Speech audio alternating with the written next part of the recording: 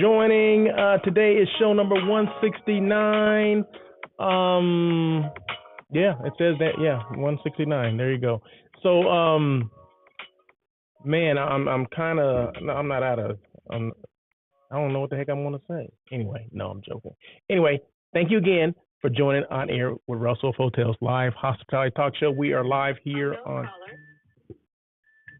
Of course, as soon as I get on air, someone wants to call me, but that's my fault because guess what? I didn't turn the ringer off, and it said, you know what it said? It said potential spam call, so it was nobody anyway.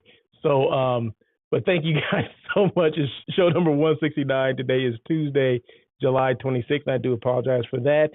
We are live here on YouTube, and then the replay will be on LinkedIn.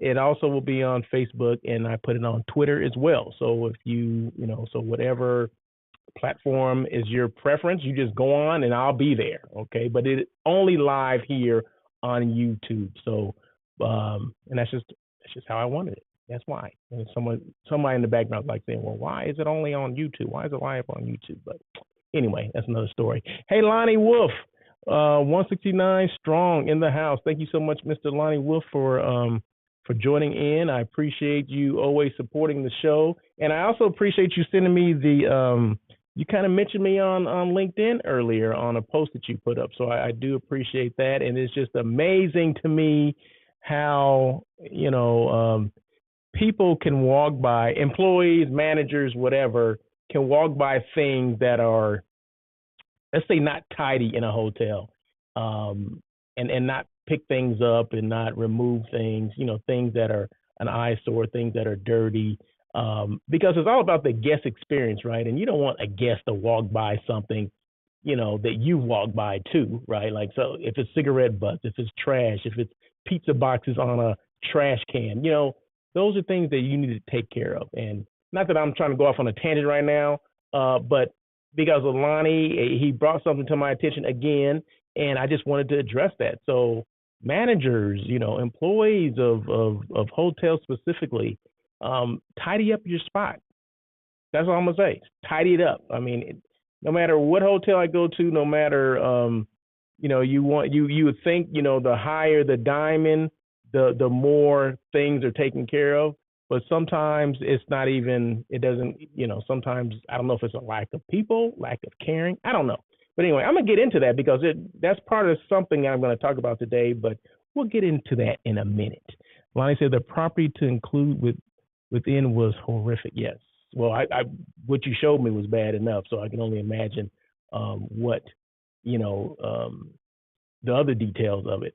But we are interactive here. So meaning just like Lonnie's making comments, you're more than welcome to make comments, and I will, when appropriate, I will jump in and make comments along with it or address those comments. So thank you so much, Lonnie, and keep those comments coming. Lonnie's in Florida.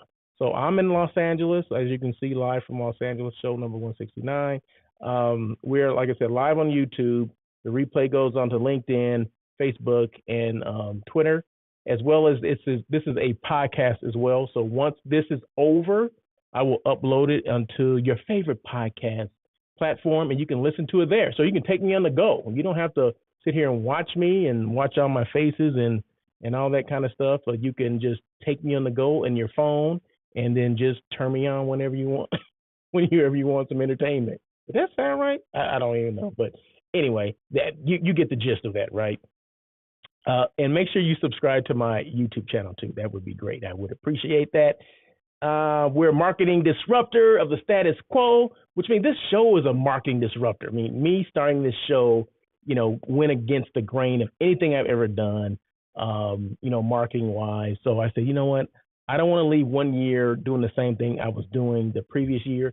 So I went into 2019 and started this show and haven't looked back since, right? Because I just thought it was just the perfect thing to be a marketing disruptor, disrupt, the flow of what I was doing. And it's working. I mean, meaning people love the show. People come on, and I'm not just patting myself on the back, but I appreciate people that do that support the show, that come on day in and day out and listen to what I have to say. And if they don't listen to it live, they do listen to it on the replay. So I appreciate it. Doesn't matter. You don't have to do it live. You can do it on the replay.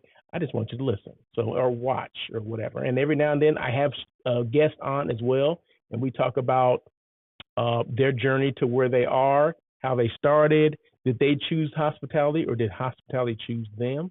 I mean, because everybody came in this industry differently. No two people came in the same way. They didn't come in the same doors. Okay, some people came in the back door. Some people came in the side door. Some people came in the front door. Okay, but we're all here, and we all, do some amazing things, and that's the important thing. Is that hospitality is just one of those industries that, you know what, it doesn't matter. You can come in anyway, any door, and you can make it happen. You can go from the dishwasher to the general manager. And believe me, that has happened more often than you would think. So there we go. Only thing I don't like about it is we need more outreach, meaning we need more, we need to know that these positions or these jobs are available, or these careers are available, because a lot of people got into this by accident. They may have started off as, I just need a summer job, I want to wait tables, or I'm going to work at the pool. I'm going to be the towel guy, towel girl, or drinks or whatever. And then it ended up, they found out that, hey, there's other positions open. And then next thing you know, they have a career. It's not just a job anymore. They start a career. So, but when I mean outreach, I mean, like, I went to school, I went to college for this, Cal Poly Pomona.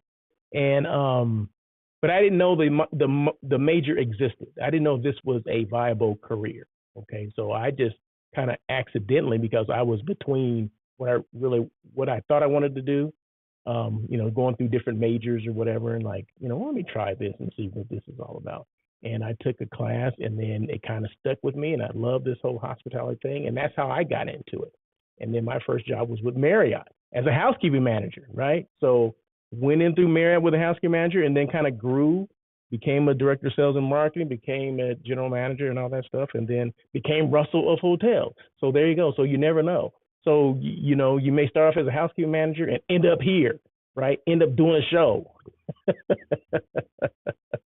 That was a joke. Okay. So anyway, congrats before I get on, to whatever the heck I'm supposed to be doing today.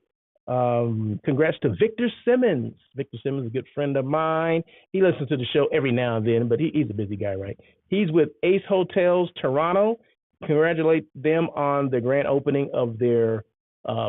He's with Ace Hotels. He's a VP of HR and diversity, equity, inclusion, and accessibility. Okay, that's a mouthful, right? So he's the VP with them, and Ace Hotels as a company opened up a new property, which was the Ace Hotels in Toronto. So congratulations to them. Ace is a lifestyle hotel company with I think they have about 12 hotels in their portfolio. They have one here, downtown LA. They have several in New York now. They have one in Brooklyn, I believe. And they have one in Manhattan. Somewhere. Well, where is it? I think they have two in New York. They have the one in Toronto, one in New Orleans. So they have several Ace Hotels. So check out Ace Hotels. And if you happen to be going to Toronto, check out the Ace Hotel in Toronto. They just opened maybe about 2-3 weeks ago. So I just thought I'd mention that. I forgot to mention last week. So I wanted to give him a shout out. Today, industry stuff. Now, I got a couple things on the industry stuff, okay? So just a couple things. I get this call, every now and then, it's more often than not, I get phone calls from people asking me questions about different things as far as, whatever their job is. And this happened to be a housekeeping manager, friend of mine. Her name is Rosibel Vega. Okay, I won't tell you which hotel. You can figure it out, though. But she's Rosibel Vega. She's a housekeeping manager. So she called me. Used to work with her some years ago. And every now and then I get phone calls from people. They ask me questions about certain things. And this one happened to be about employee retention. How do you keep employees? I don't think we're paying enough. And I said, stop. And you guys may have heard this if you listen to my walk and talk with Russell of hotels. Every now and then I talk about different things, and I was ranting about this last week. So if it's something you heard before, just play along with it, if you would, humor me. So it had to do with employee retention, and she's a housekeeping manager, and she said, "Well, how do I keep employees?" And I don't think we pay enough. I said, "Well, wait a minute. Why do we always think it has to do with pay? You know, as long as you're being competitive in that marketplace, that shouldn't be an issue. Pay shouldn't be an issue. The issue that I see and that what I hear is that employees are not happy because they're not appreciated. One, they're not appreciated. They're not respected. No one's communicating with them, which means there's no engagement. So if we do those things, if we even try to do those things, money would be the last thing. But see, the thing of it is, the only thing we remember is that money, or we don't pay enough, and we use that as an excuse for not communicating, not respecting them, not appreciating, and no engagement, or not having any engagement. So we always can throw it on money, but if we look at the root of the problem is not them. The root of the problem can be the managers sometimes, because they're the ones that don't appreciate. And we went on to have this conversation, and it took me some convincing, that was the issue. And I said, well, let me ask you this. When's the last time you had a meeting, like say all employee meeting, for everybody, not just your housekeepers, but everybody? She's been there 6 months. We haven't had one since I've been there. So bing, red flag. Okay, so they have not had an all employee meeting in 6 months. Okay, well, whose responsibility is that? Okay, see, it all starts at the top. I don't have to mention who that person is. I don't even know that person anyway. But you know the title, that person. The person that runs the hotel is the general manager. Okay, so if that person is not taking care of at least having a meeting so people can, communicate, sound off if they have any issues, or you talk about the direction where the hotel's going, all those things that you need to do, rah, whatever it is, you need to do that, but you need to do it. I mean, I can't remember any hotel I worked in that we didn't have a all employee meeting once a month.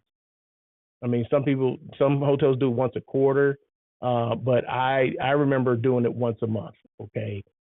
Every week I did a staff meeting with my staff, right? So if I'm a director of sales, we're doing a meeting every week.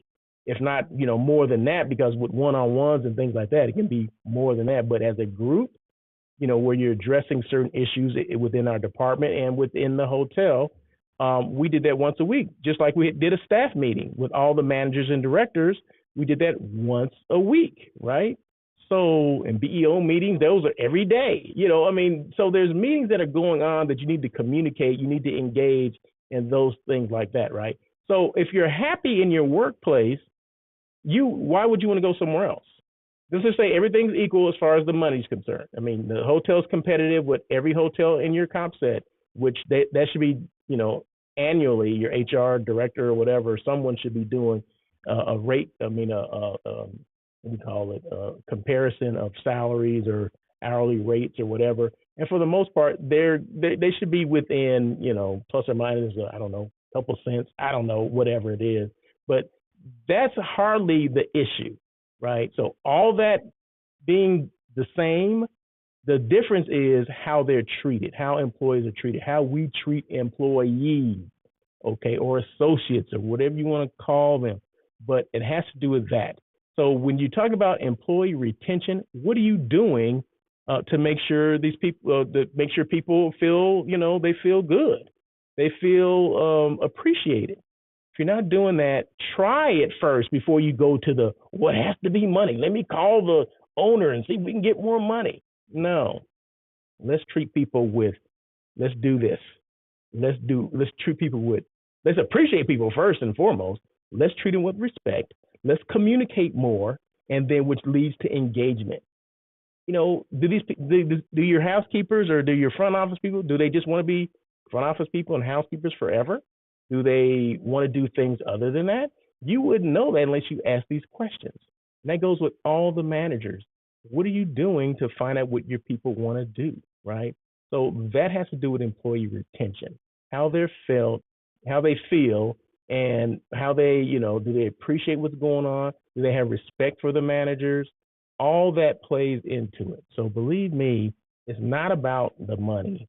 It's about how they're being treated. And Lonnie says employee retention starts with thank you in the AM and the PM. I religiously did this for 7 years and had zero turnover. You hear that? Zero turnover in the housekeeping department. It works. Yes, Russell, daily open communication is key. 365 days a year in all departments. Yeah. So it's all about, and I mentioned housekeeping because, the young lady that called me was a housekeeping manager. So, but it works with all departments because everyone will jump ship on you if they're not treated, respectfully, equally, if they're not communicated with, if they're not engaged with. I mean, they will, why would I want to work for someone who's not talking to me? I can go somewhere else, right? So remember, the difference between hotel to hotel are the people involved and how you're treating those people. That's the difference. Because most hotels, like I said, they pay the same amount of money. The one right here pays across, the one across the street, they both pay the same, plus or minus a couple cents, right? So that's not the issue. The issue is how we treat our people. Do we respect them? Do we appreciate them? Are we communicating? And is there any engagement? Boom, drop the mic. I'm done with that.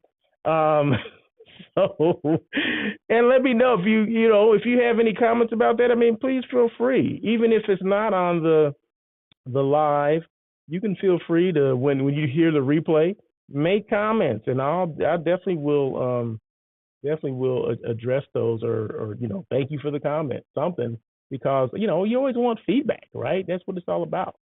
Everybody wants some feedback. Okay, so address the employee. Hey, did you guys hear about this? Now this is.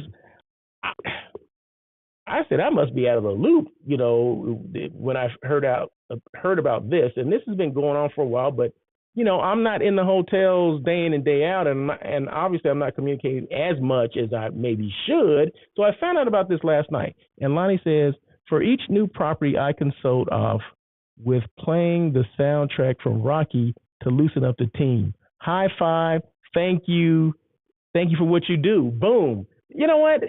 It's those little things that make a huge difference. And thank you, Lonnie, for bringing that up because, back in the day, and that just reminded me of something, and I always mention this, but I should mention this now, especially since Lonnie made this comment, is that even though I was removed from being within the housekeeping department, because remember, I started off as a housekeeping manager, right?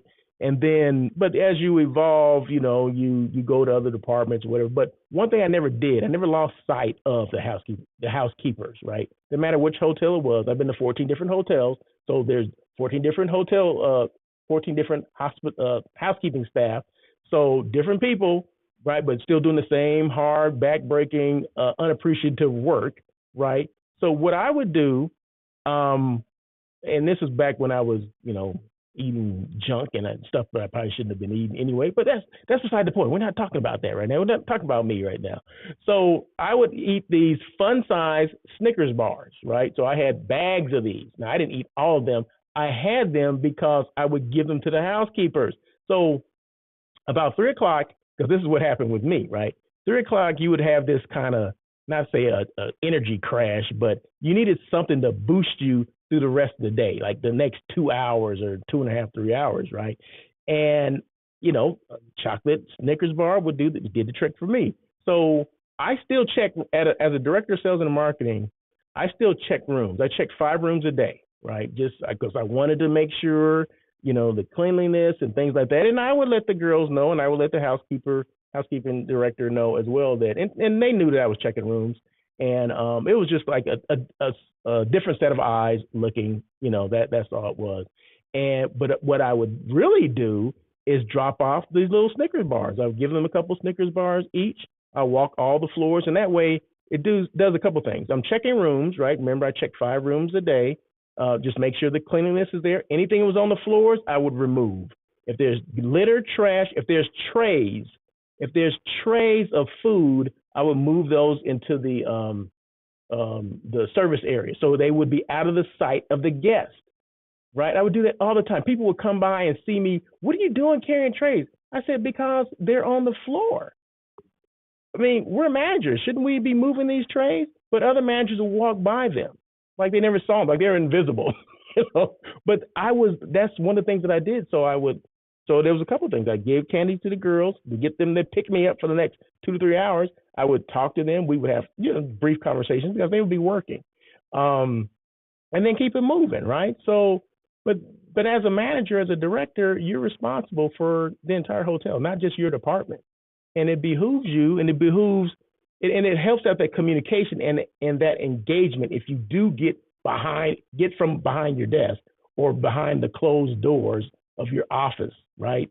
Excuse me. So it means a lot if you get away from that and you meet people and you see people and they know who you are. Because I've been to hotels before and I asked, every department should know who the director sales is, or every manager. They should know. And if they don't know who you are, that means you haven't gone to introduce yourself. They don't know who the heck you are. And I think that's one of the worst things, to go to a place and say, hey, who's your do you know who your general manager is? No, I know there's a new one, but he's never been by and she's never been by to say hello to me. We haven't had a meeting yet. Like, what? Are you kidding me? But anyway, so the candy bar, the little things like Lonnie just said about playing the Rocky theme and things like that, those things make a huge difference to your staff because it comes in that area of communication and appreciation, right?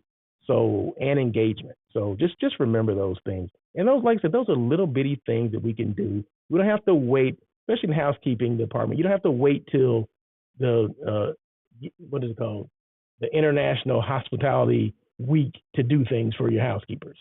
You can do that all year around, okay? You can do that for all employees all the time. You don't have to wait to some special day to do things nice for your staff because it goes a lot further. Because remember, you take care of the staff, and what do? They take care of your guests, and that's what you want because you want guests to keep coming back. So, boy, there you go. What was I going to say? Oh, okay. Real quick, there's an ordinance in Los Angeles. Did I put that up there? Okay. Retention, housekeeping ordinance. Okay, there you go. Housekeeping ordinance in Los Angeles. I didn't even know about this. Someone mentioned this to me last night. I had to look it up. So there's this ordinance, because as you know, or maybe people know, maybe they don't know, housekeepers are given, they're assigned rooms on a daily basis to clean, right? So I think in LA, I think it's like, say 14 rooms. I think that's what it is. 14 rooms. Back in my day, it was 18. Okay, I don't know where it stopped. I don't know how it went from 18 to 14, but I think that's a good thing, right? Well, anyway, they have this new ordinance that just got signed. I think there's some pushback on it, though, but it's not about how many rooms that you're assigned. It's the amount of square footage that you're assigned to clean. So, 3,500 square feet is what a housekeeper should clean every day, okay? Whenever they come to work, they should be assigned 3,500 square feet, not rooms. Now, based on the size of the room, that can be 10 rooms a day.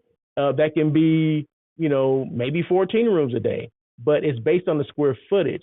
And if they exceed that 3,500 square feet, that's double time. Normally it's like time and a half, whatever. No, they bypass that. It's double time now. And this is only in LA City.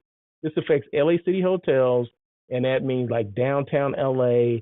I think portion of the LAX corridor, it may encompass those hotels as well.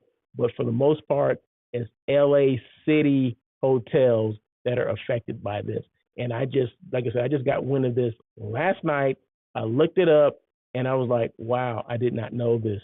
And apparently, like Long Beach and some other outlying or things that are cities that are in LA County but not LA proper, they're doing something similar. So I didn't even know that. So it's based on the square footage, okay, not the amount of rooms that they're going to be assigned to. So I thought that was interesting. Lonnie says, never sell a room until the room has been inspected. We work together, we win together. Russell, thank you for discussing the importance of cleanliness, safety, and presentation. Yes, you're more than welcome, Lonnie, and I appreciate you bringing things up as well. Russell, when you and Dylan Beaumont open our first hotel, it's going to rock the industry, the Dream Team. Yes, Lonnie. When we open up that hotel, you're absolutely right. Thank you, thank you, thank you. Is there a shortage of salespeople, hotel salespeople? To hire permanent people or not? I was doing this walk-in talk with Russell of Hotels yesterday, and I've been doing these as kind of these lives that I do on Instagram, and I don't schedule them. I just like, okay, I'm out walking, getting my 10,000 steps in.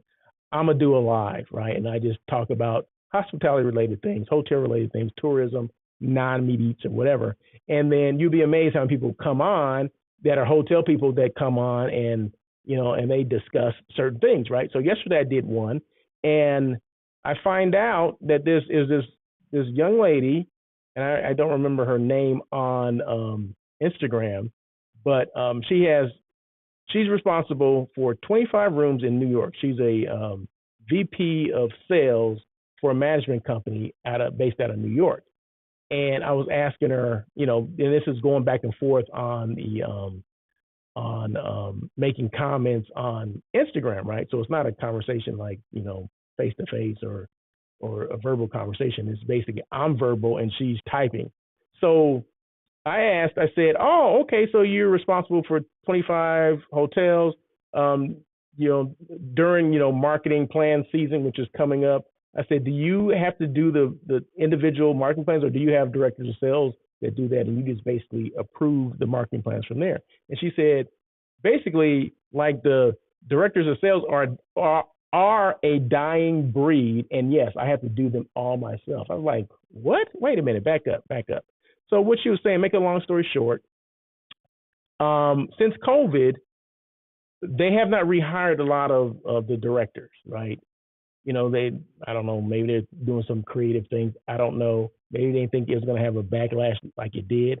But, okay, so they didn't hire them back, so which means those people went and got jobs in other industries or went other places, right? So there's a shortage in certain markets.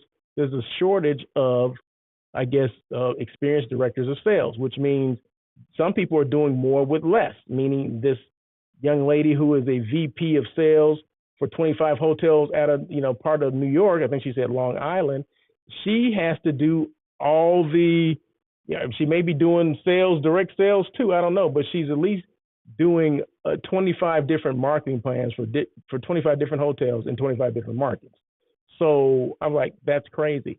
So it led me to remember something that there's a friend of mine, friend and colleague, who does task force, right? Task force is you come in to a hotel and it's temporary. So you come into a hotel, you're a temporary sales manager or temporary director of sales or whatever. And they bring people from the outside, right? Because either they don't have enough people or whatever. So this particular hotel that happens to be in San Diego, this hotel had, in its heyday, and this is before COVID, they had about 15 sales managers, okay? The big box hotel, did a lot of group business, okay? Well, now they have one permanent person, and they fly in all these task force people. So they have about 7 task force people from around the United States because they can't find 7 people to work at this hotel, okay? 7 experienced people, salespeople to come and work in this hotel in San Diego, which is one of the best markets in the United States. So it got me to thinking. I said, now, do they actually, maybe they don't want to hire because, and I had to think about it, is it because of the lack of group business? Okay, they don't want to hire permanent people because they're not sure when all the group business, specifically corporate business, is going to be coming back. Because this colleague that I talked to last night, who happens to be a VP of a company, they said, basically, that don't believe what you hear about the group business. It's not back like you think it is, okay? Some hotels, yes, it has come back, but across the board, a lot of hotels, specifically a lot of the big box properties that used to rely on group business, it's not there.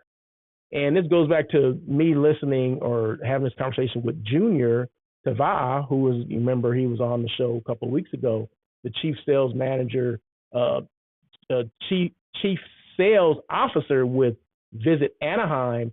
He said that it probably would not bounce back to 23, 24 for group business to come back, as we remember it. Okay, so I had to think about that too. Okay, 23, 24. But we're hiring these, like I said, task force people to come in. We're flying them from around the country to come in and take care of the situation because we don't have permanent people or we don't want to hire permanent people. So I'm on the fence here. So I'm not sure if we don't want to hire them or we can't because we can't find these people. I don't know. So I just thought I'd mention that. Those are things that were on my mind. Some of the things that just make you go, that's interesting. So yeah, so make sure you follow me on Instagram because I do these, like I said, I do these lives and I'm talking about hospitality as I'm walking and talking, getting my exercise in. I'm talking about different things and people come on, similar to this, like I said, I always encourage the engagement because I think that's what makes things a lot better because, I'm getting real time information, real time discussion from people.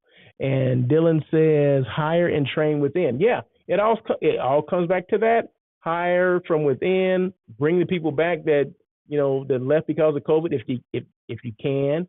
And it all goes back to that, the outreach too. If we had people in our bullpen, so to speak, those people can be brought up. But if we don't have these people in the reserves or on the bench, then we can't do that, right? So yes, we always want to hire and train from within. We never want to, try to get people from the outside, but sometimes we have to. But if there's no people there, then what can we do? And then we start putting these assessments and things like that, which I think discourages people because I know many people that say, if I see that, I don't even apply for it.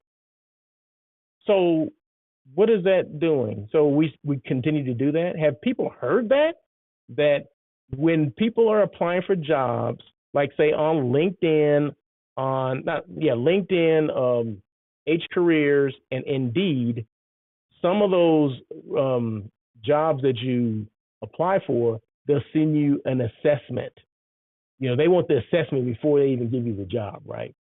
Before you get the job, then you go through because they want to know what your personality is and how you mesh with certain things and people, whatever. Well, now they want to know that beforehand. But people are being put off by that, and they're saying, if there's an assessment, I'll just delete it, the email, and I'm not going to do it because obviously they don't want what I know or my knowledge. So, boom. So just think about that.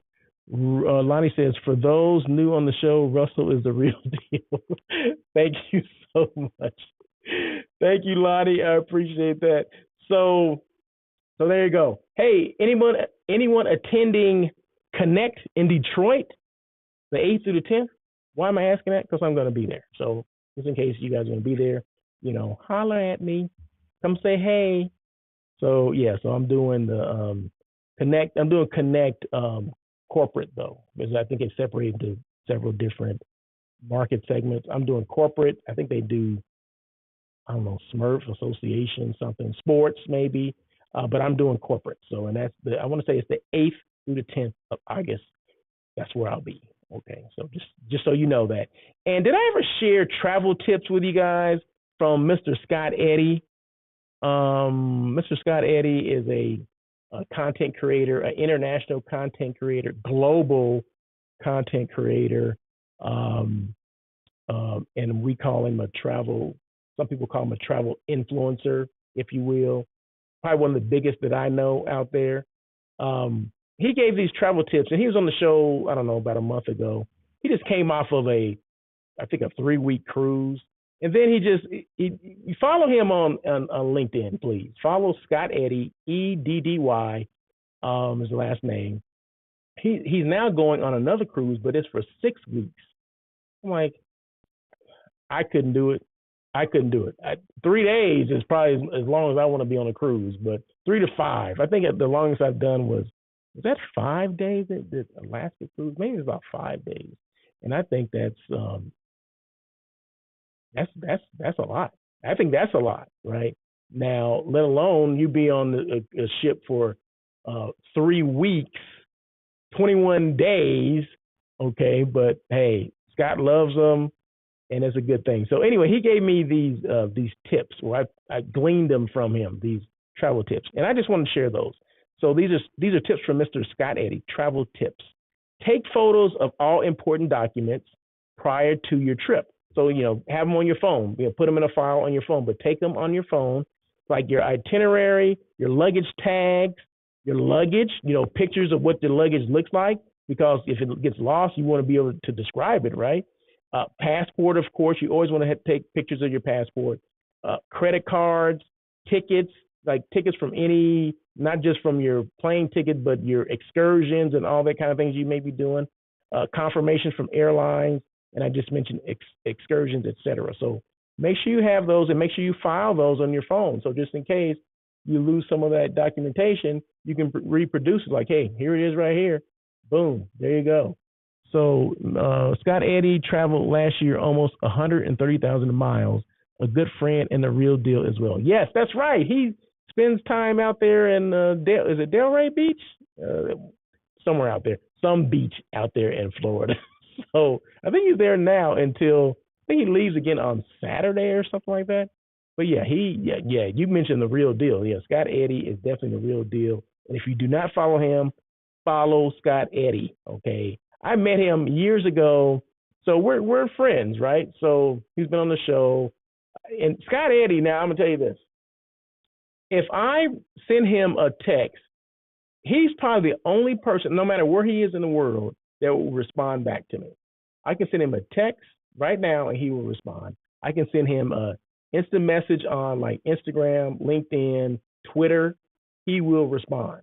Like I'll just say, "Hey, good to see you in Iceland," and he'll say, "Oh, bro, it's cold down here. Thanks again." Something like that. I mean, but he responds. No one else does that. Not many people will do that. People of that level, of that stature. Okay, but Scott Eddy does, and Scott Eddy is the real deal. So there you go. 3 things, boy, and I'm burning up a lot of time here. 3 things: be intentional, make decisions, and take action on what's important to you. Always, whatever is important to you, whatever those things are, make sure you be intentional with it. Be you, always be yourself. Don't try to be anyone else, especially when it comes to like social media, and I'll talk about that in a minute. But being you is important, right? Don't try to be someone else because you saw someone else do this. I'm gonna do that too. No, be you, because people are smart when it comes to this social media stuff, and they know what's real and what's fake. Okay, so just be you. Don't be someone else.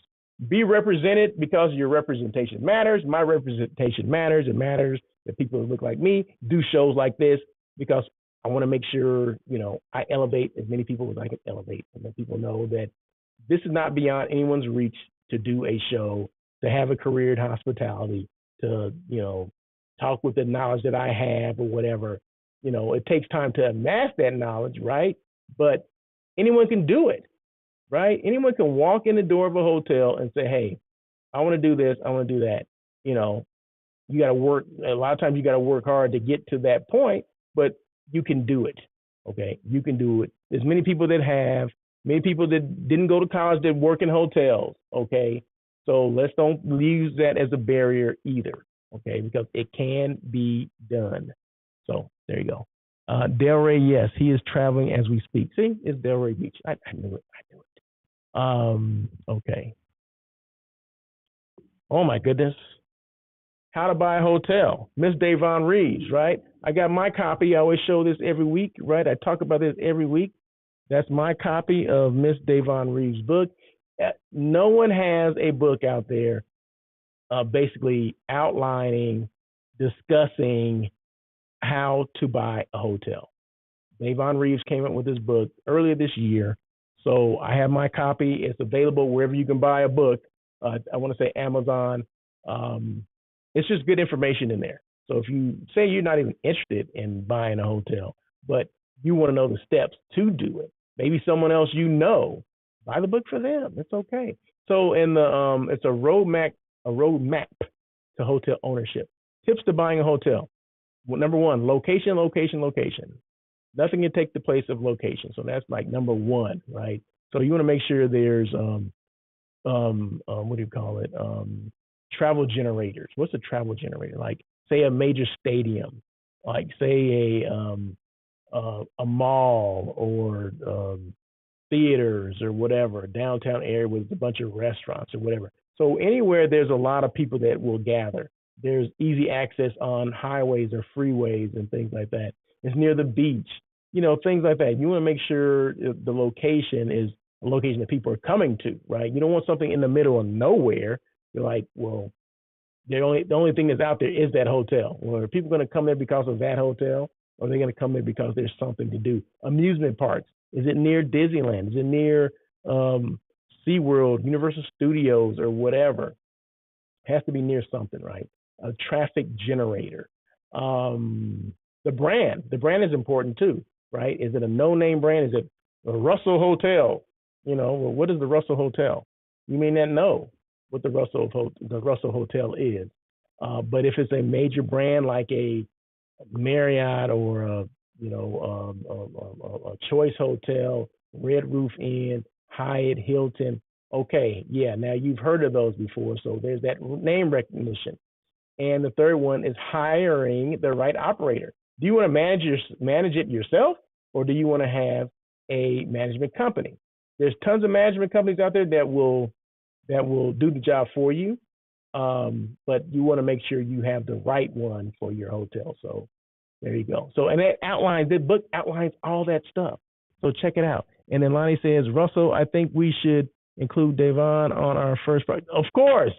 Yes, she'd be the first one because we have to talk to her to figure out the book, right? To read the book and say, hey, there's some things in here that it only gets us so far. And then we got to call Devon and say, hey, okay, we've gone this far, Devon, we need some help. Okay. Can you help us with the funding and all that kind of stuff? How do we find funding? So, but yeah, so that's interesting. Thank you, Lonnie. Who's your best brand advocate? And excuse me 1 second, because my mouth is parched. That means I'm thirsty. So hold on 1 second.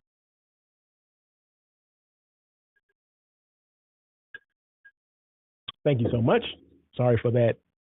The space, you always want to continue to talk, right? You don't want a space or gap of sound when you're doing a podcast or things like that. But I had to do it because I was thirsty. Okay, so please excuse me. So, who's your best brand advocate? I asked this question to people, and most of them get it right. So, no, you are your best brand advocate. No one could sell your product or service like you can. No one could be as excited as you can be. So, and just remember, if you're not excited about what you're doing or selling, no one else is going to be. So it all starts with you. So you are your best brand advocate. Do what you have to do. And speaking of brand advocate, I need to show this to you guys. I did post this. See, I'm trying to be my best brand advocate. Can you see that? It covers my face, but that's okay. So, yeah. So I had some T-shirts made because I want to be my best brand advocate, right? And it's amazing the response that I got. I posted this on Instagram that I'd had some T-shirts made. And people just, they practically lost their minds, right? They're like, I want one of those. I need one of those. Give me one of those. Blah, blah, blah. I'm like, oh my God. So I only got a limited supply, right? Because I wanted to see, first of all, I had to take mine off the top, right? I got to get mine, right? I have to wear, I'm excited about my brand. So, of course, I wanted to wear a couple. And I had anything made. I think I had like some prototypes made when I first started. So we're talking back in 2019, right? So I haven't had anything made since then. And so something told me, because we just came off of the family reunion, right, a couple of weeks ago, the Love Family Reunion, and my sister had to have T-shirts made for that. So I happened to ask her, I said, hey, who's this guy that did your T-shirts? And she gave me his name and number. So within a week, I had these T-shirts. He'd hand deliver them to me, and I'm like, wow. So now I have them, and then people are asking for them. So if you're interested, let me know. Yeah, there's a cost. There's a cost though. But yeah, if you're interested, just let me know and I'll see if I can get one to you. But yeah, like I said, I started off with just a few because I want to see first of all how they look, in person or on me, and then because now I'm looking. I said I need I need a couple t-shirts that are long sleeves because I work, to work out, get my sweat going. So now I think I need a couple more for me, but then like I said, other people are asking too. So, but yeah, so that's about being your best brand advocate, right? I'm my best brand advocate, but I want everyone to see that Russell of Hotels logo and that design, and just to start a conversation, just a buzz or something. So that's why I did that. So there you go. Increase social media engagement. I'm a big proponent of social media. One thing is being consistent. So consistency is number one. Value, make sure you're adding value. Consistency means you got to do it more than once, all right? You don't just do it one time and that, oh, I did social media today. What'd you do? You posted something. Yeah, I did it, or I did it last week. Well, sometimes people, depending on the product or service, people get used to seeing things, and if you don't give them more things to look at or to think about or to read or whatever, they forget about your brand. Okay, so just make sure you're consistent, make sure you're adding value, meaning you're reaching someone, right? You're never going to reach everybody because everybody's not interested in what you're doing. Everybody's not interested in hearing about hotels, hearing about me go off about hotels or service levels or lack of cleanliness or sales, any of that stuff, right? But there's people that do want to hear that. So, but you want to make sure you're reaching those people, right? And it comes with being consistent and adding value to whoever you're sending it to. The third one is be authentic. Remember I said that a while ago that you need to be yourself. This is it. Be your authentic self. Be true to you. Be real. Don't be fake. Okay? Because we can read through that stuff. You see, oh, Russell's doing this. Oh, Russell ain't doing all that. Okay. Marsha says, extra large for me and a hoodie for the winter. I did not have any hoodies made. So that's a special order. So anyway, the design is done. So we can order whatever we need to order as far as shirts are concerned. Hats are something else, and I have to redo. I have not redo, but I have to ask him to do hats and whatever. But thank you so much, Marsha, for his information and for getting those T-shirts done. I appreciate that, and for you guys that did not know, Marsha's my sister, so always appreciate family chiming in. Okay, but yeah, I have a T-shirt for you, so there you go. You have one. Real. So once you know how to increase your social media engagement, what tools could you use? I use IG Reels. So I use a lot of IG Reels, and I do lives, right? So I do that.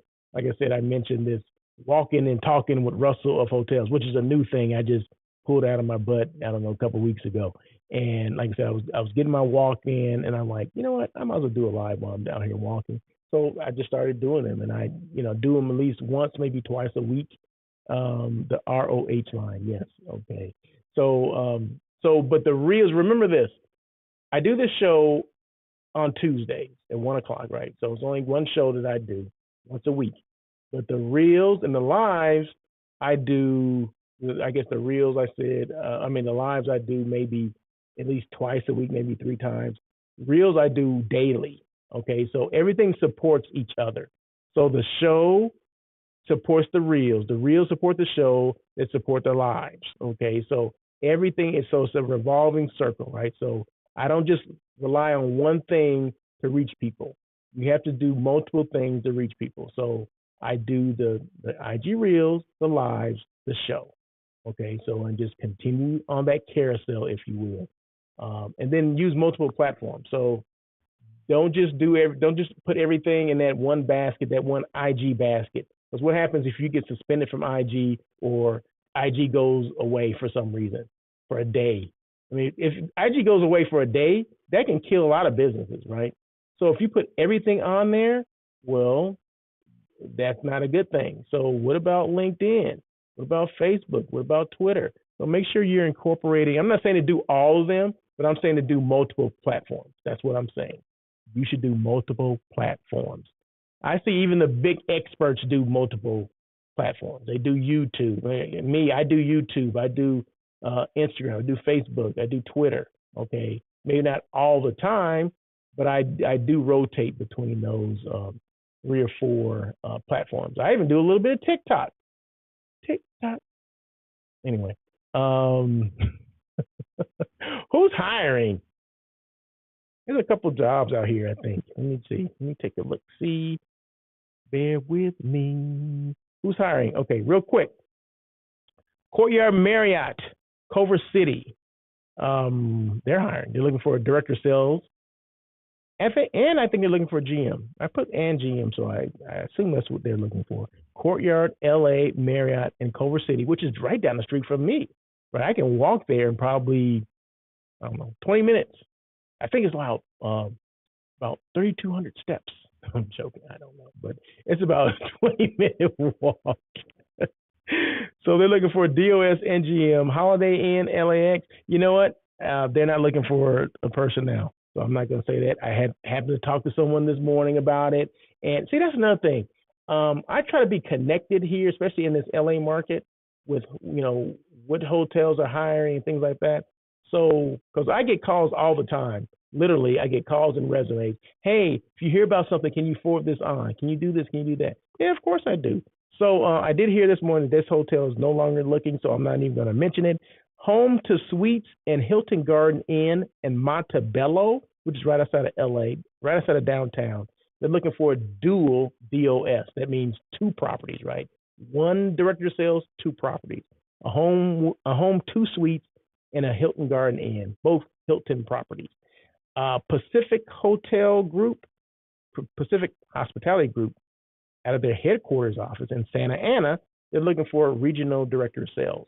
And then Highgate Hotels, they're looking for, what are they looking for?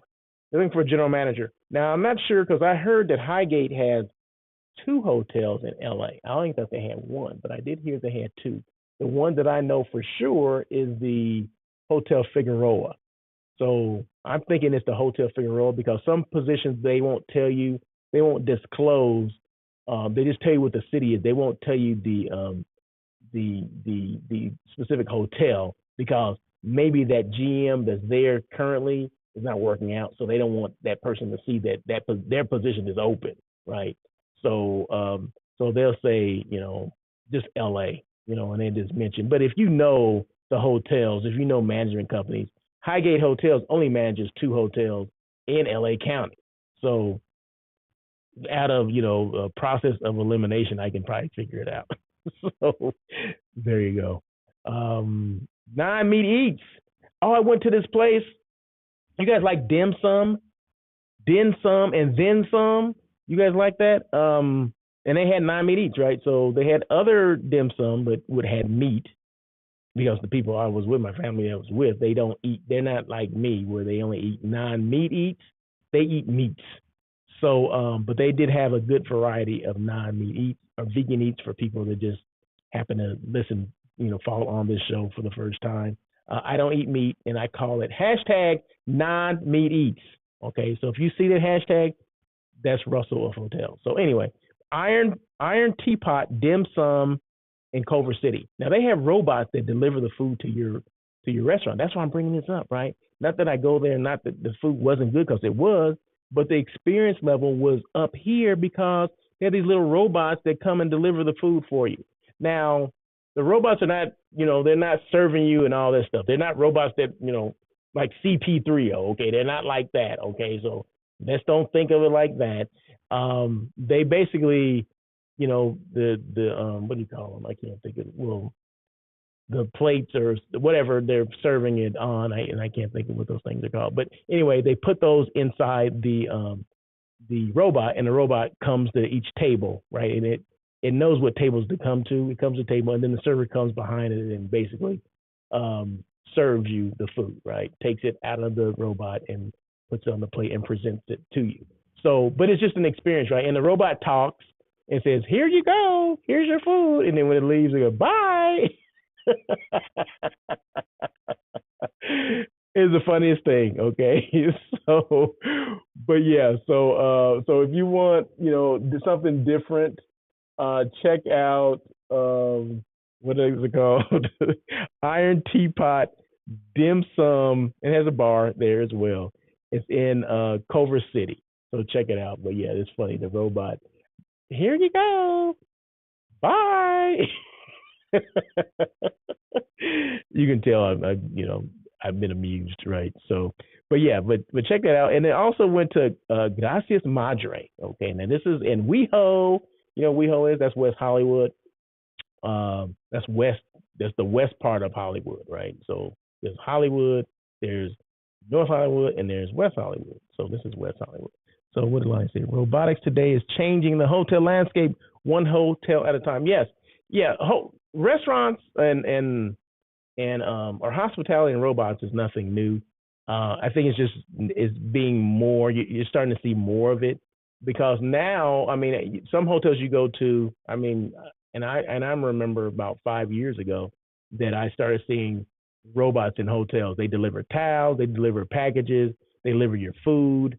They greet you in the lobby, and some of them have information that you can push on. Like how do I get to here? They're like a concierge. You know what I mean? So a frequently asked question, they can answer those questions for you, and then they just move back and they go about their business. If they get called, they'll go, to wherever they get called. If they need to charge, they'll go back to their charging station.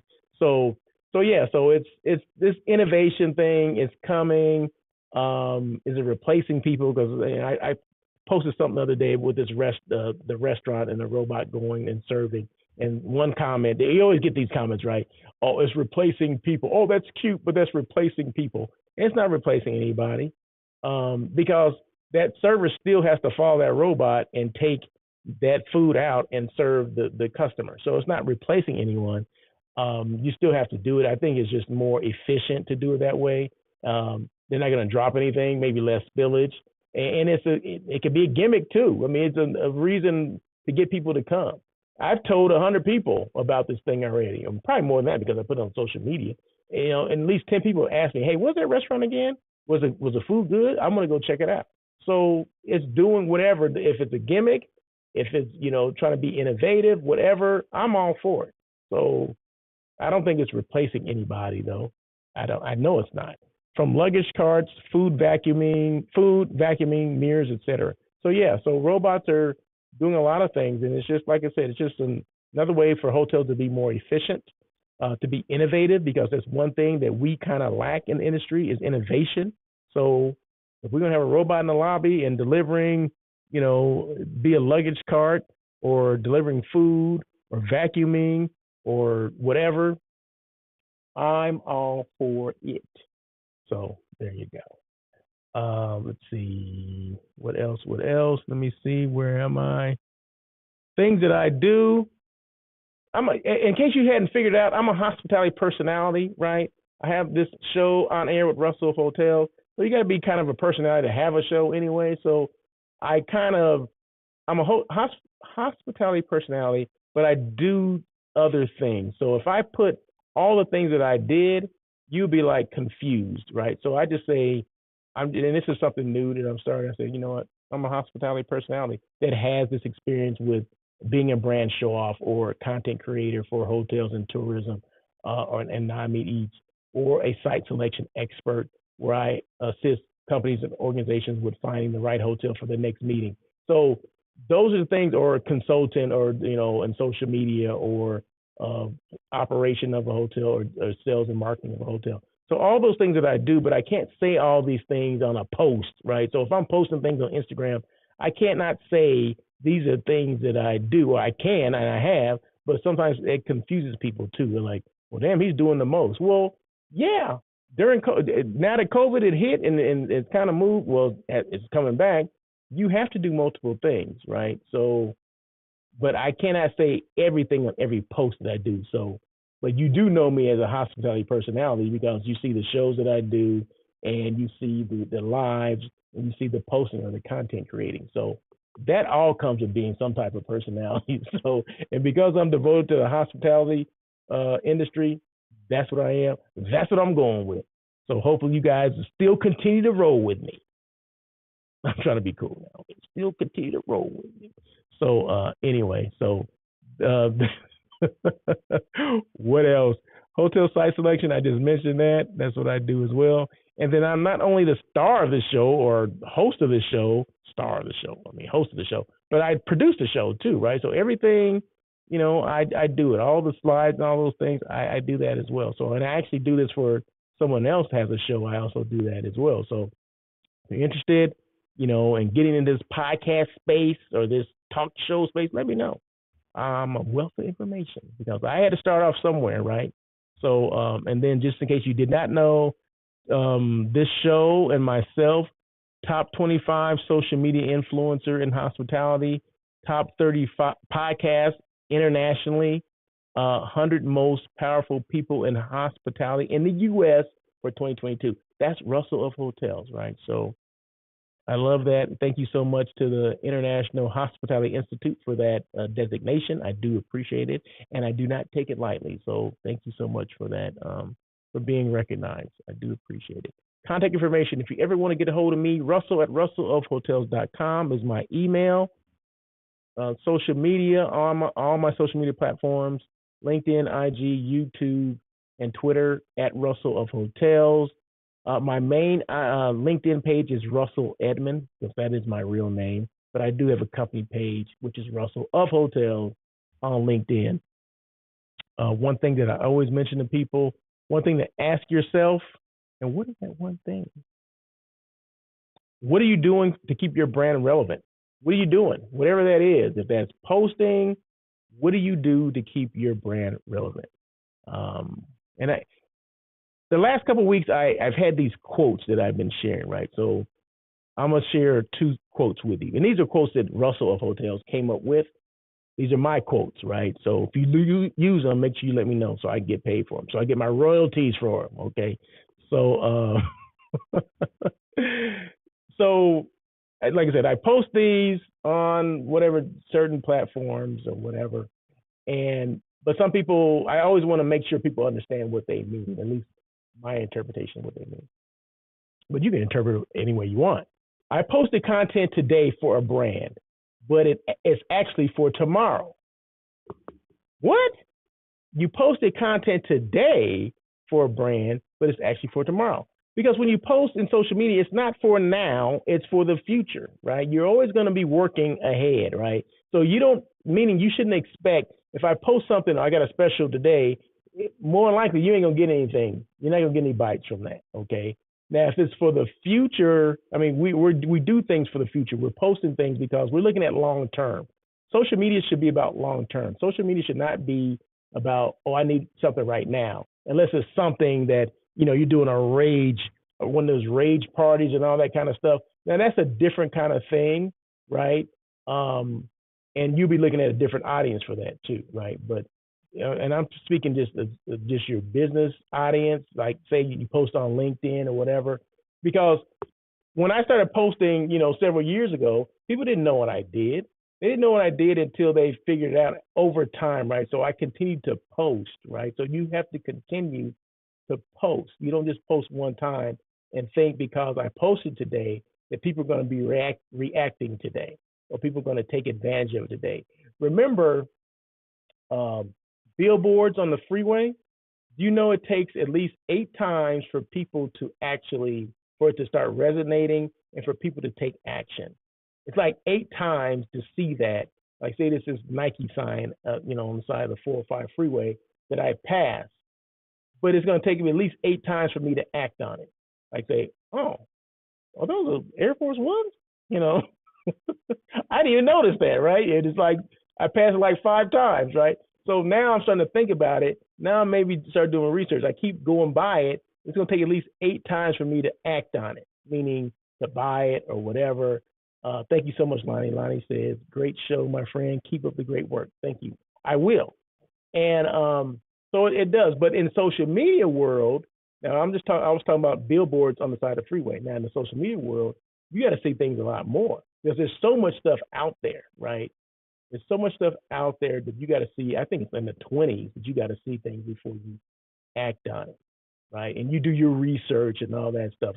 Like say you see specials like a flight special, right? Well, now you start looking at different flights and all this kind of stuff, and you start, okay, let me see. Okay, they said on Expedia is this and this, and let me go to this one, let me go to that one. Next thing you know, it's like 27 sometimes, and then before you actually act on it. So that's the average, right? So when you post content today, it's not about today, it's about a future time. Okay, so that's what that means. Second one, retaining employees. Now, I mentioned about this earlier. It has nothing to do with money and everything to do with engagement. Boom, boom. If you're just now tuning in, go back and listen to this in this entirety. And I did talk about retaining retaining employees, engaging, and things like that. Third one, as a hotel manager, the entire hotel is your responsibility, not just your department. Meaning, if you're a hotel manager, the entire hotel is your responsibility. So if you pass, say every day you walk by the pool area from the parking lot, and you see that the pool's always in disarray.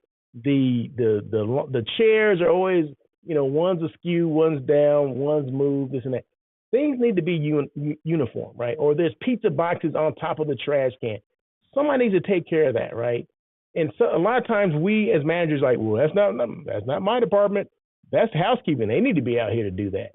It shouldn't matter, because how many people are walking by that? How many guests are walking by there? If you walk by there, you don't think any guests are walking by? And they're paying to stay there. They're not paying to see old pizza boxes on top of a trash can, or towels everywhere, dirty towels on the chairs and things like that. They don't want to see that. And I remember, just real quick, I always got a story, right? Excuse me. I worked at this hotel, and I had one of my sales managers. We pull a MOD schedule. MOD stands for Manager on Duty, and this was a weekend MOD. So every weekend, from Friday at say 4 to I don't know if we did to Sunday. I think maybe this was a whole weekend to Sunday, like at noon. There's one person that's designated as the manager on duty. He or she acts as the general manager would. Okay, and they stay the night there and all that stuff. So any time of the night, they can get a call and say, hey, we need you to come down here because we got an issue, right? So this person, he was a sales manager, but he had to pull an MOD this particular weekend. And what he did or didn't do, he would see things like, say, a tray of food in the lobby. There was a tray. I remember this because I happened to go in this day for whatever reason on a Saturday. So there's a tray of food on a table in the lobby. Okay. He didn't pick it up. And I asked him, I said, why didn't you? And I saw him walk, excuse me. I saw him walk by it, right? I said, why did you pick that up? He said, well, it's been here for like 2 hours. I said, it's been here for 2 hours? He said, yeah, I've been waiting for the restaurant to come pick it up. And I looked at him, I said, I had to pull him aside, right? Because we're in the lobby at that point. I said, don't ever do that. I said, how many guests have walked by there? And he's looking, there's guests walking by there as we're speaking. I said, you're responsible for this. You're a manager. Doesn't matter if the restaurant put it there or the restaurant, that's their responsibility. It's your responsibility as a manager to pick this crap up and put it in the kitchen, okay? Out of the sight of the guest. Okay, it doesn't matter whose job it is at that point. At that point, it's your job because it's been there, and you've been there. You said you walked by it for 2 hours. How many guests have walked by this same thing and have seen that and have formed their opinion? This place is crappy. I'm not coming back here. I said, are you crazy? I was so pissed off, right? But he could see, like, oh my God, he was like trembling. I'm like, go get it and move it now. I mean, so things like that just sets me off. I go to hotels now and I'll just lobby lizard, right? We call it lobby lizard. You're just lounging, you're just looking at people. Just go to a hotel, lounge in the lobby, and just see what goes on. You find so much about a hotel if you just go to the lobby and just chill and just watch things. You see how organized it is or the lack of organization. You see all kind of things. Are they able to, guest interaction? Are they able to get their point across without getting irate or whatever? You see every single thing, and you learn more about that hotel than you would ever imagine, right? Just from sitting in the lobby and just watching the flow of what's going on. Managers coming up, you see who the managers are.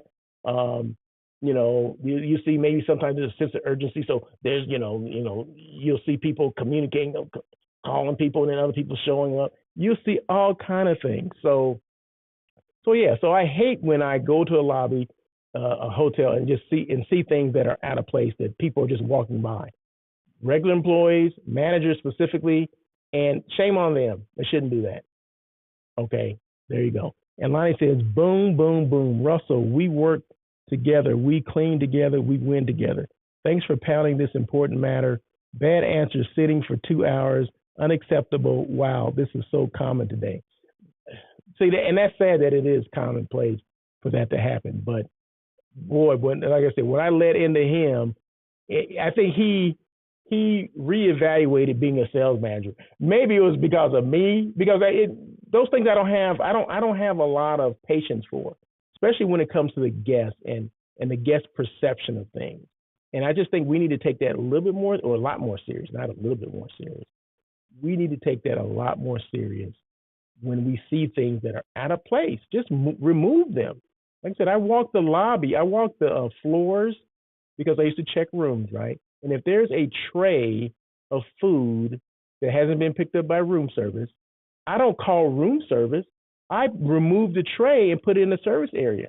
Then I'll call room service and say, hey, just so you know, there's some trays in the service area on the 5th floor. Okay. And if it's in the service area, it's out of the sight of the guest. And that's what you want. Okay. Move it behind the scenes and then let them come pick it up. But don't just walk by it and call them. It could be an hour before they come pick it up.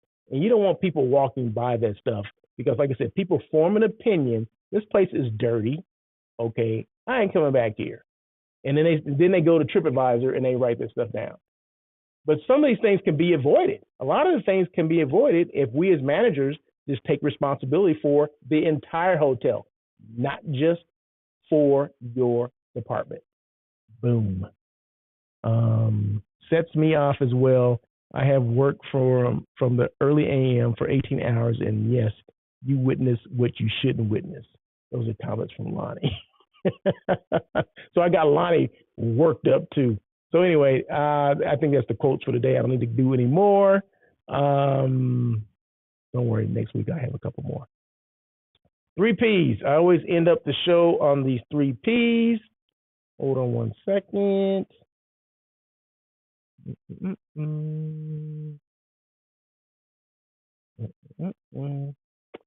Purpose, passion, perseverance. Purpose, know why you're doing what you do.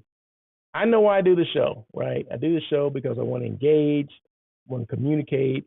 I want to get this information out about hotels and hospitality and tourism, because that's what it's all about to me. And bring people on, talk about their brand, talk about themselves. Just an opportunity for people for us to find out, did they choose hospitality or did hospitality choose them? So that's one of the purposes, or that's the main purpose why I started the show. Passion, either you have it or you don't. If you don't have passion for doing what you do, whatever that is, hospitality, being a doctor, whatever, if you don't have passion for it, you know what, go do something else. Perseverance, be consistent, continue to evolve, don't give up, and swerve when you need to. Just remember, on air with Russell of Hotels, we don't pivot, we swerve. Okay, so I'll explain what swerve is later. So, so that's it. So thank you so much for joining On Air with Russell of Hotels. I went a little over, but that's okay, right? It's my show. I can go a little over every now and then, especially if it's good information, right? So you guys have a great day. Thank you guys so much for joining On Air with Russell of Hotels. Enjoy your day. It's Taco Tuesday. So go eat some tacos. Peace. Thank you for joining On Air with Russell of Hotels. Please tune in every Tuesday at 1 p.m. as we talk to other hospitality professionals. Your feedback is important to Russell. Feel free to email him at russell@russellofhotels.com with any questions or suggestions. Until next time, try not to be a person of success. Rather, become a person of great value.